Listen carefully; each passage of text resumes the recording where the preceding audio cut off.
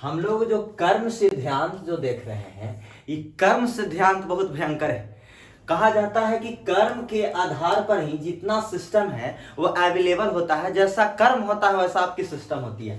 जैसे सबसे पहले कर्म सिद्धांत में समझेंगे कि कर्म सिद्धांत है क्या। सबसे महत्वपूर्ण बात है कि क्या होता है भाई।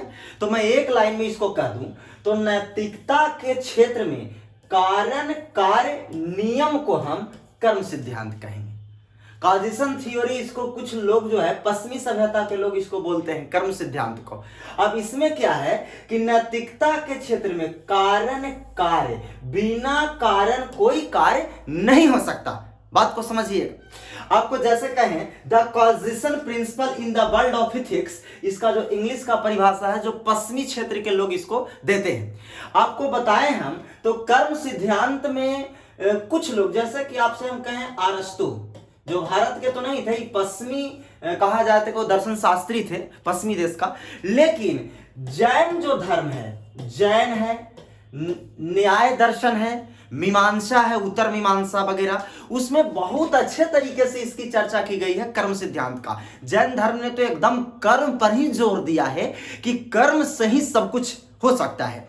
इतना ही नहीं, जैसे हम आपसे कहें थोड़ा सा इसमें लेकर करके, तो अरस्तु ने कर्म के सिद्धांत को 4 भाग में बांट करके भी देखा कि कर्म किस तरीके से किया जाए ताकि हम किसी मंजिल को पा सकते हैं। एक बात समझ लीजिए, जैसे अगर हम आपसे कहें कि बगल वाले आप किसी व्यक्ति के बगल में आप बैठे हैं, बैठने वाले वो बगलगीर जो पड़ोसी होता है उसको वह चीटी काटे, यानी कि चूटी काट ले। बताइए, तो चूटी काटना कौन हुआ? कारण है। लेकिन चूटी जैसी उसको काटिएगा तो चूटी काटने के तत्पश्चात पड़ोस चूटी काटा तो बताइए सामने वाला आदमी के गुस्सा आएगा कि नहीं आएगा? जब गुस्सा आएगा तो बताइए वो एक हाथ उलट देगा। जब वो एक हाथ उलट देगा तो अगर हाथ जो उलट दिया, आपको मार के उलट दिया, तब 5 उंगली कबड़ गया। तब 5 उंगली कबड़ गया। अब थोड़ा सा सोचिए, चूटी काटना कारण है, लेकिन गुस्सा, चूटी काटा कारण है तो गुस्सा भी आया, और गुस्सा आया जो कार्य है, गुस्सा का ना कार्य है। अगर गुस्सा आना कारण है तो यहां पर गुस्सा आया तो 5 उंगली छाप दिया, वो भी एक कारण है। और अगर मान लीजिए अभी चूटी काहे काटा होगा, चूटी काटा होगा और मन में कुरफाती आया होगा, कुछ ना कुछ तो सोचा होगा ना मन में, कुरफाती तो नहीं, चूटी काट लिया। और चूटी काट लिया तो गुस्सा आया तो 5 उंगली छाप दिया। तो बताइए 5 उंगली छापना कार्य है तो इसका गुस्सा आना कारण है। गुस्सा आना कारण है तो चूटी गुस्सा आना अगर कारण है तो चूटी काटने जो थप्पड़ मारना कार्य है। एक तरीके के बिना कारण कोई कार्य नहीं हो सकता। अगर मान लीजिए कि मानव है तो मानव में बिना किसी कार्य के कोई कारण के कोई कार्य संभव नहीं है। जैसे अगर हम आपसे कहें तो माता पिता जो है, तो माता पिता अपने बच्चों को जो जन्म देता है, माता पिता जो है अपने बच्चों को जो जन्म देता है, तो बताइए माता पिता कारण है और उसका संतान कौन सी है?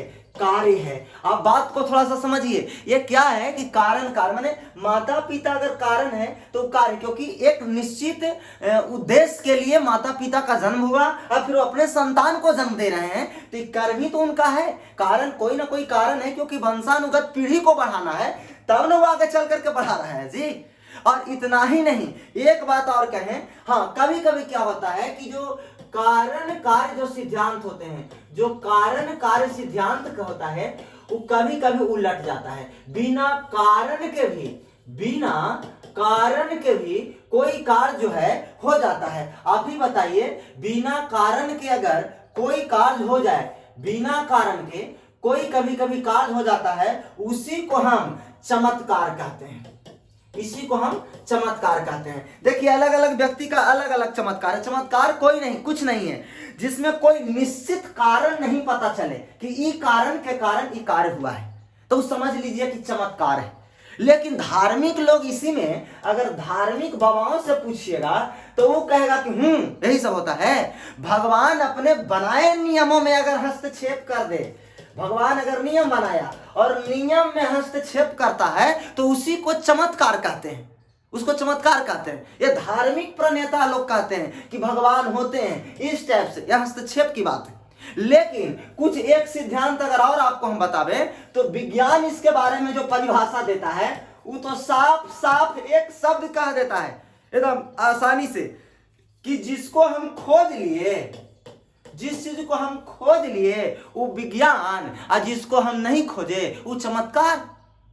तो विज्ञान की जो जहां खत्म होती है वहां से चमत्कार की शुरुआत होती है, उसका साइंटिफिक कोई अप्रूवल नहीं मिल पाता है। जैसे अगर हम आपको कहें तो अगर विज्ञान में अगर हम बात करें तो जैसे कि पहले शमशान घाट जाते थे तो जलता हुआ अग्नि दिखाई, प्रकाश पुंज दिखाई पड़ता था, तो लोग कहते थे कि वहां ईश्वर है मसान में या फिर भूत है। लेकिन हाँ वो खोज हो गया कि फास्फोरस है, तब बात खत्म हो गया कि वहां फास्फोरस नहीं थे।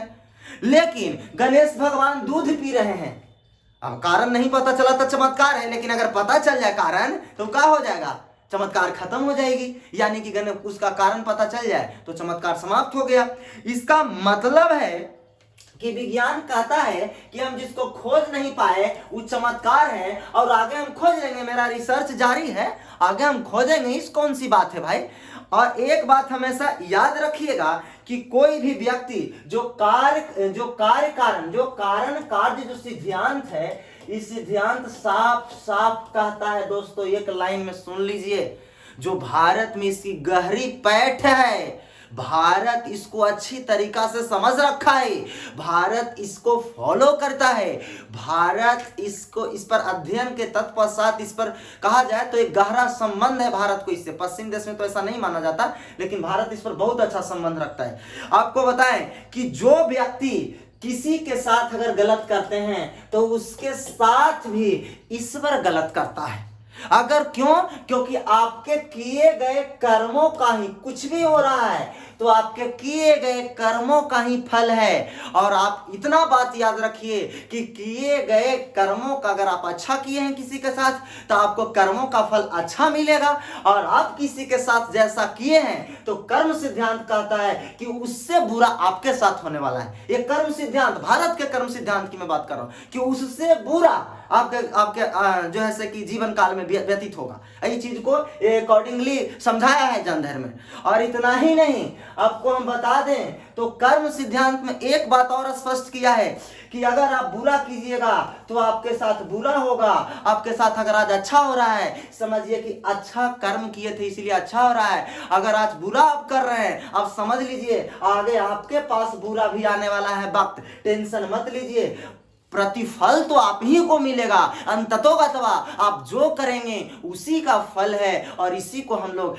कर्म सिद्धांत के अंतर्गत रखते हैं, क्योंकि जो कार्य कारण नियम जगत में चलता है और जो चीज जगत में चलता है वो नैतिकता के साथ चलता है, बिना नैतिकता के कोई भी कार्य नहीं हो सकता। ये कार्य कारण सिद्धांत कहता है या कारण कार्य सिद्धांत कहता है। इस तरीके से दर्शन शास्त्री ने इसको कई मर्तबा रिपीट किया है, समझाया है और इसको स्पष्ट भी किया है, यानी कर्मों का फल ही हमें आगे भविष्य में प्राप्त होता है।